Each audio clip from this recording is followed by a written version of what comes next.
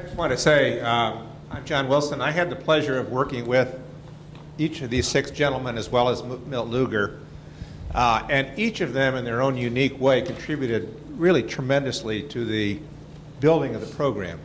And I want to say that. I also want to say that with regard to the core protections of the statute, it's one of the things I'm proudest of, and everybody helped move that forward. I think we have made tremendous progress. I think those who've worked in the office and in formula grants can tell you one of the greatest challenges of all time was to promulgate a regulation to implement those 3 core protections that would apply to each of the 55 or 56 jurisdictions that were participating in the program. So there's always were loopholes. And I think Al made a very good point that the JJDP Act is a funding program. It's a carrot-stick program, and it's the idea of you've got to kind of push the peanut forward just a little bit at a time. And I think we have made tremendous progress. So my question is, it has nothing to do with what I said. Over the last decade, we've seen a real reduction in the commitment to fund prevention programs, and yet at the same time, over that decade and the decade before that, we learned tremendous amount about through research and analysis and demonstration programs that there are a lot of great prevention programs that are out there that can be constructed or replicated and so forth, and yet we've dwindled down to virtually nothing.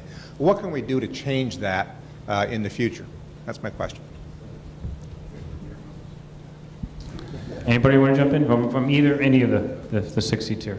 Well, yeah, and earmarks. Bill mentioned earmark. Yeah. I mean, neither of the 3 of us were in favor of those earmarks. I mean, I think that really is extremely unfortunate that it happened, because that, gave away a lot of flexibility to do the kind of thing, John, that you're talking about. And it's very unfortunate. I mean, basically, the administrator who's going to come in is, in a way, is sort of cash-strapped. And I hope that's not the case, because, as you said, I mean, we had a lot of discretion, more than a lot of, cabinet members did at the time. And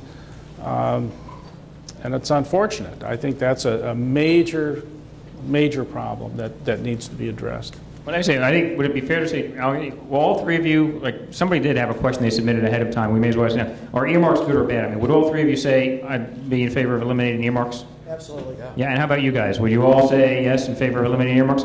Shay, I'm not sure. Okay, you would, and Vern? Okay. Go ahead. Okay. Shay, could you stand up and I'll give you the microphone? So, when you ask the question, are you favor in eliminating earmarks? I mean, that's an easy question to answer if it's just a thumbs up, thumbs down. I also live in a real world, and I know the Department of Justice isn't the only federal agency that has earmarks. It's rampant through the entire federal government. I think the bigger question isn't that the solution to the challenge that John raised is getting rid of earmarks. It is making a commitment through the administration, through OMB, and through Congress to fund the office at a level that allows it to do its work. And if there are going to be earmarks, which there probably are going to be, to make sure they don't interfere with the office doing that work. So, yeah, if I could just create the world from scratch, there are no earmarks. But I can't. And so my reality is we solve this problem, we get this investment through this administration, OMB, and Congress funding these programs at the level they need to be funded. Could I just say something in response to John's question? That is, I don't know how things have changed, but certainly when I was there were prevention programs going on all over the government. There were dozens and dozens of them. And I recall, in fact, asking somebody at OMB if they could get me a printout or a list or something of the other programs and other agencies that were similar to what we were doing. And they said, no, we can't. Nobody knows. Now, that was before computers and everything else. I suppose maybe now they can do it. But if they can't, I would suggest it's something that really needs to be done, because if you don't know who else is doing similar things, there's no way you can coordinate them. And there must be, at least there was then, a great deal more money than OJJDP had being spent on these programs at HUD and at HHS and all sorts of other places. Well, did any of you feel that coordination of federal effort was supposed to be part of what OJJDP was doing? Vern, I think you talked about it a little bit. Did any of you feel that the problem that Al referred to was handled by the time you got there, that there was a pretty strong sense of what was going on across the federal government in terms of these programs.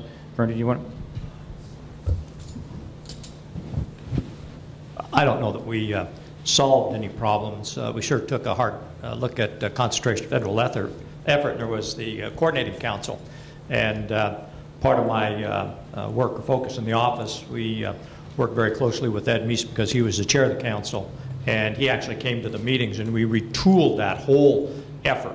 And instead of making a kind of an information, come on in and let's sit down and talk, we made a very action-oriented agenda, identified issues, and brought in people from state and local government to do the thing that you talked about, Alan. That's to identify the programs, but also at the federal level, you know, and I don't, after you get a certain point in life, you don't remember numbers very well, but I think at one time we had identified almost 700 programs in the drug area throughout the federal system, had a legislative matrix, looked at the coordination of those efforts, and really tried to make that work.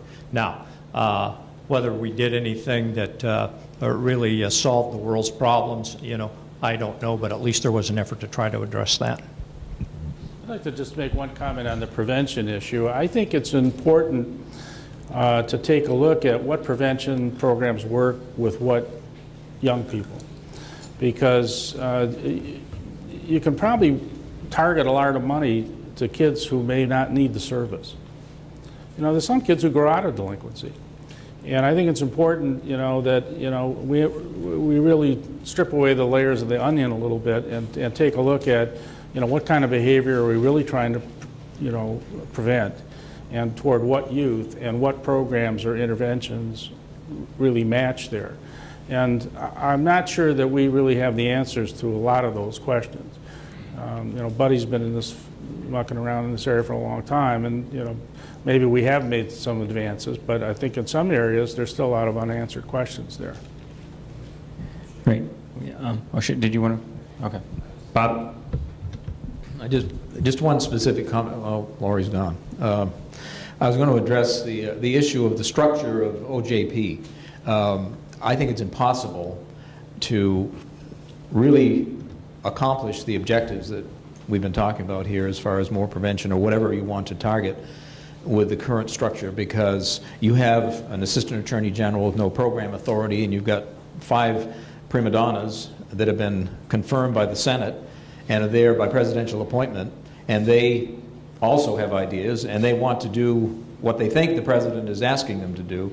And how to pull all that together was certainly a challenge that I couldn't have accomplished, and although I tried, and that's why they fired me. No.